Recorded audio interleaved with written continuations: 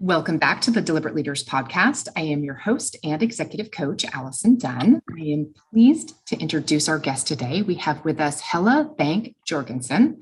She is an international recognized expert on sustainable business practices and boasting a 30-year track record of turning environmental, social, and governance, which we also coin as ESG, risks into innovative and profitable business opportunities. She is the founder. She is the founder and chief executive of Competent Boards. And an accolade in 2020, she was awarded the Global Impact Award and named as 5 people in the ESG to look for. Her new book, Stewards of the Future, is a guide for competent boards. Helle, thank you so much for joining us here today. Well, thank you so much for having me. Fantastic. So I feel like we've kind of, as from like a podcast standpoint, we've had the opportunity to dive into just general board concepts, but I love the fact that we're going to kind of dive a little bit deeper into the ESG side of like a lot of people, like I think a lot of conversations about it, but maybe not everyone quite understands it. So I'm hoping you can enlighten us in some of that. So you gave a statistic when we kind of set up this podcast, and it was something about 17% of board directors are not skilled to handle some of the looming profit-killing issues in the world today. Well, and actually, it's yes. Well, so that was the data back in 2020. And at that point, this organization went out and looked of the 100 largest companies in the world. How many of the board of directors, so those that have the job of overseeing the company, overseeing management, how many of those serving on a committee in charge of overseeing environment, social governance issues actually were had the competencies or had the consciousness, as they were actually coining it. And that was 17%. The year after, so 2021, they did the same. It actually had grown to 40%, so 40. However, that was who is conscious, who knows a little bit about this. But when it comes to how many have any kind of real education in these issues, it dropped to 8%.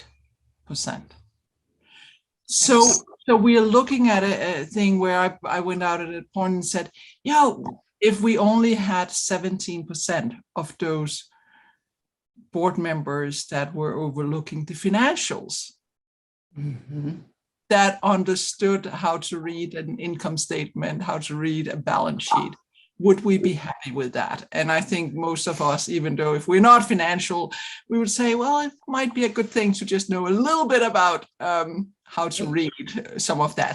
And it's the same thing when it comes to the whole environment, social governance space. How do we ensure that we have the insight, that we have the foresight to provide this oversight that is what the job of board of directors is all about? Yeah.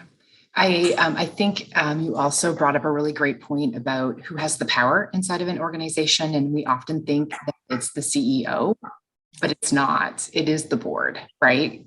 Well, I mean, of course, the CEO is the one that, and the management team and all in the company is the one that's driving the day-to-day and doing all of that.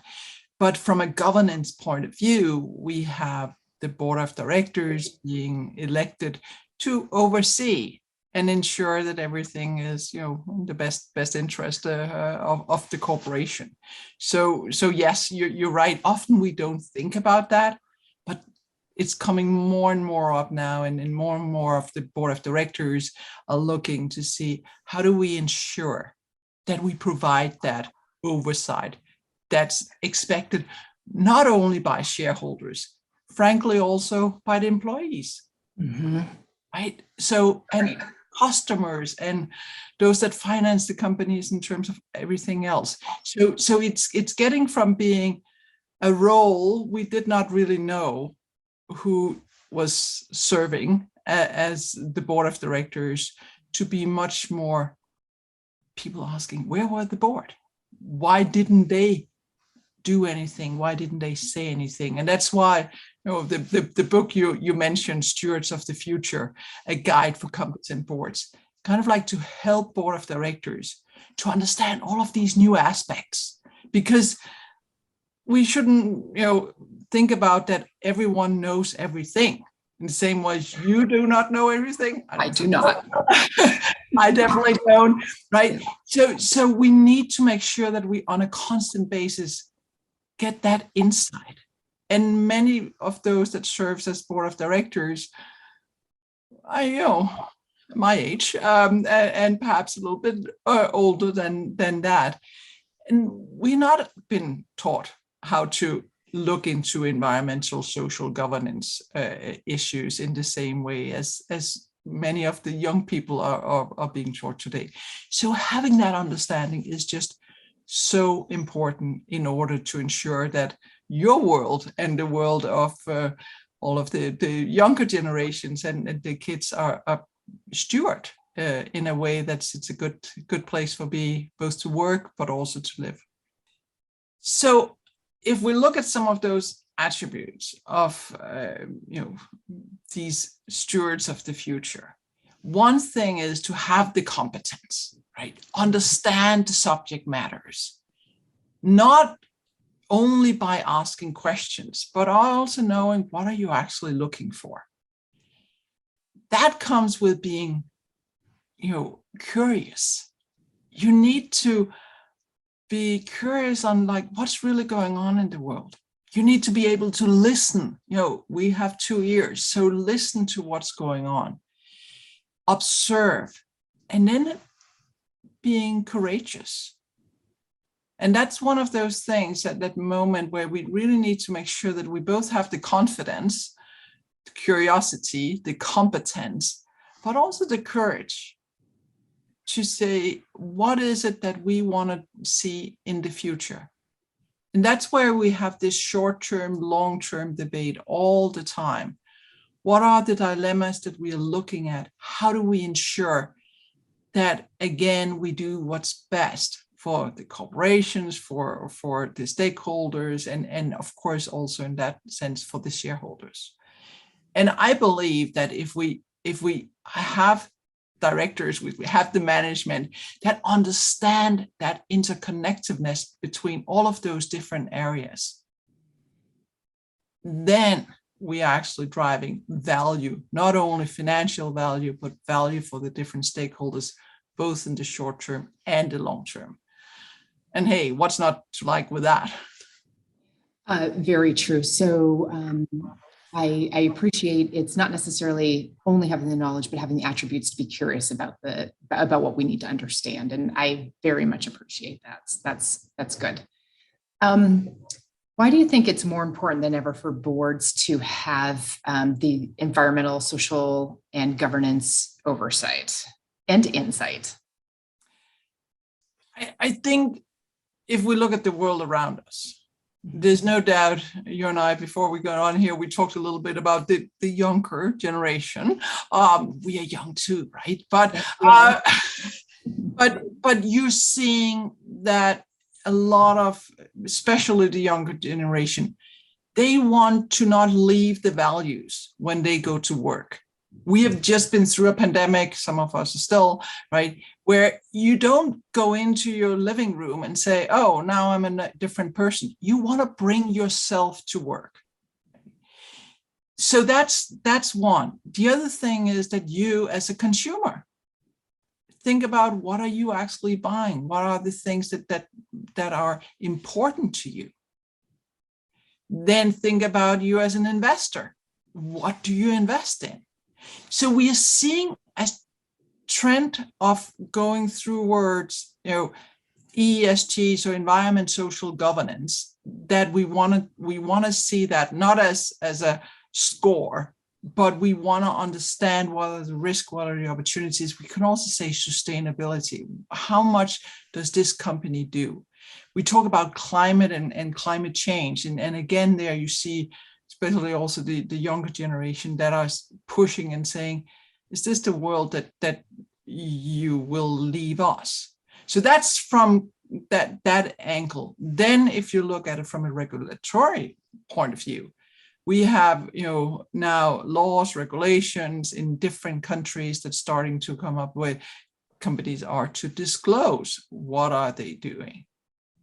So from a board of directors point of view, you have the duty of care, and you need to care about these different areas, and you need to be able to ask the questions to ensure that you have that oversight that I talked about. And as you said, the insight to how to do that as well, and the foresight, because that's what's going to set you apart.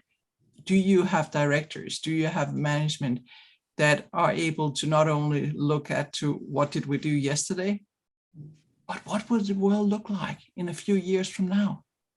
What will our consumers want? What will our employees want? And are we able to give that? Or everything we do, what was good a few years back? I think that many companies that don't have a board, those are the types of questions that honestly, at the end of the day, like, they put themselves at risk by not having a collective that is thinking about it, regardless of whether it's a board that has the authority to fire you or not, right? Well, and we can all do it. Now you and I talk about it as official, the board of directors, right? Right. You in your business, you can ask yourself the questions. You can also have your own little advisory that saying, so Ali, what are you actually doing in this regard? Right. What is it that people want? What is it that your customers want now? What will your customers want in a few years? So we, especially when we talk about climate, we talk a lot about a transition plan to a net zero economy, right? But it's the same here. You can talk about what is our transition from where we are today to where we want to be in X number of years. You can do that with a business. You can do it with your own career. Right. It's just a way of looking at it and making sure that you both have the short-term and the long-term goals, and how are you going to get there. I am so super curious if you would share some of the things that you're hearing around your board table, or things that board tables should be discussing to address what you perceive as the biggest risks and the biggest opportunities of our time, of our decade, of our near future. So I have the great pleasure of educating board of directors, educating business leaders, future board of directors, investors, and others. And we do that by taking them through different areas, everything from geopolitical. And right now we are unfortunately in a situation with war in Ukraine, where, if you don't understand geopolitical, you're missing out a bit. What are the dilemmas that's coming up? What are the expectations for board of directors, for executives, for investors, and what's the expectation both to and from them? Then you can go in and talk about environment, social governance, climate change, human rights issues, supply chain issues, diversity, equity, inclusion. There are in terms of how do we deal with responsible use of data? How do we deal with cybersecurity? How do we ensure that we have the right incentives in place in a company? What do we do in terms of the future of good corporate governance? Again, all of these areas are some of the areas that we're going through. And the same, we have a program for climate change where you understand what it is, why it is, how to deal with it, what are all the disclosure. So all of the shareholder and stakeholder engagement and disclosure you need to have in place. So we take the board of directors and future board of directors and executives through that program. The most important for me is to actually see that interconnectivity between all of these different issues. Because what often happens in a company is that we're saying, okay, now we need to deal with diversity, equity, inclusion. Okay, let's deal with that. And then we'll put that to side. And then we'll deal with something else. And that means that we are missing out. We are leaving money on the table, and we are frankly leaving innovation, and you're leaving the motivation of your employees and a lot of innovation for your customers on the table.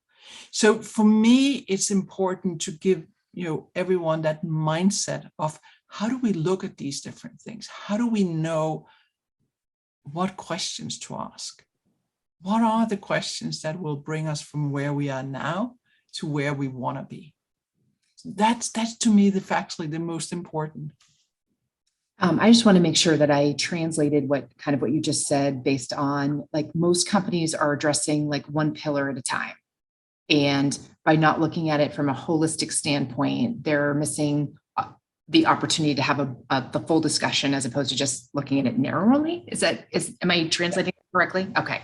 Yes, you are. And I think, not saying that we should not look at it as a separate, but that not having these silo discussions will bring that we have what we call integrated thinking, and that integrated thinking is the ones that really bring the diversity of thought, that brings the innovation and value creation. That's fair. I would sincerely agree that in discussions with companies across the U.S., they are focusing on one thing at a time, as opposed to integrating the whole conversation.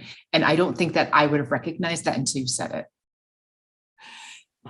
You do have there are a lot of leaders, and this is not easy, right? Because it's a big pie to eat at one time. There's a lot of people.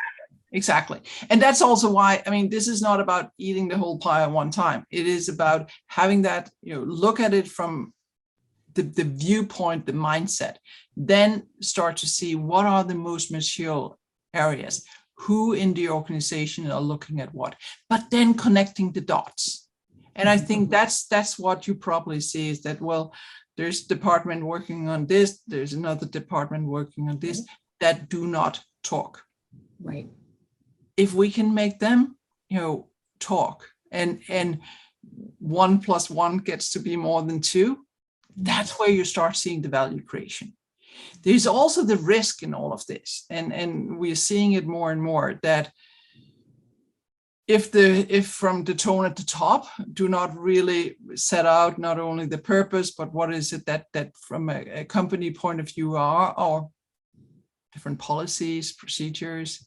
We might have that a company do one thing in one department or one part of the world, and another thing in another part of the world. And let's say that it's in one part of the world, they say, this is what we stand for. And in another part of the world, they're doing exactly the opposite. That's a huge reputational risk. Mm-hmm. So get the docs in order and make sure that everyone know what's not only the purpose, but what are these areas and how do we deal with them. And that's where you can say we're talking a lot about disclosure at the moment. For me, disclosure is not the end game. For me, disclosure is a part of how do we manage, because we measure, then we manage, right? We've kind of brought it up in a couple of times in this conversation. So I'd like to just spend a moment about what you perceive as the opportunity to tap into our younger generations, and maybe even individuals who have no board experience whatsoever, and what could that benefit an organization? Huge. I think, and I said before, we need to listen. But we have so many fantastic younger people that, frankly, are really smart, and that can bring a lot to organizations. And we can listen to younger organizations. We can bring them into the boardroom many, many different ways. One is, of course, having those discussions. Many of these faculty, and I have a faculty of over 180, board directors, leaders, etc. Many of them are saying that they are having, discussions with some of these younger people in the organization to really understand, are we living our values? Are they happy when they go to work? Because the second they're not, there's plenty of other opportunities for them at the moment. So that's one, simply listening. You also have reverse mentoring, where you actually can say, instead of you're mentoring, a younger, you're being mentored the other way around. That's another way. And of course, you can bring in terms of things as an observers. And then, yes, you can have as board members or observers at the board members that they can be trained to really give that insight. And I think bringing in the fresh perspective, the fresh perspective into the boardroom is so important. But of course, we also need to make sure that everyone understands all of the duties that sits around the boardroom table. So it's a mutual understanding in that regard. But there's so much value to be had by bringing in those voices as well. Good. I'm glad we kind of have spotlighted that. I do think inside of many of the companies that I work with, that is clearly one of their number one opportunities, for sure. So, Helle, is there a particular way that people could connect with you? Is there a preferred platform for people to find you? Well, sure. Clearly, in terms of competent boards and where they both can find in terms of our training programs for board of directors and for business leaders, investors, but also about the book, Stewards of the Future, that is competentboards.com. So competentboards.com, and can connect with me as well as Competent Boards on Twitter and on LinkedIn, and for me it would be Helle Jørgensen, and for Competent Boards. So we might be on other social media as well. I'm quite sure that will be on our website. I promise to include all of those links in the show notes, as well as any of her social channels. So please do reach out. Helle, thank you so much for your time today. I love our conversation. I think it's a new topic that I've not kind of really provided any depth to, and I appreciate you helping us do that today. Well, thank you so much for having me.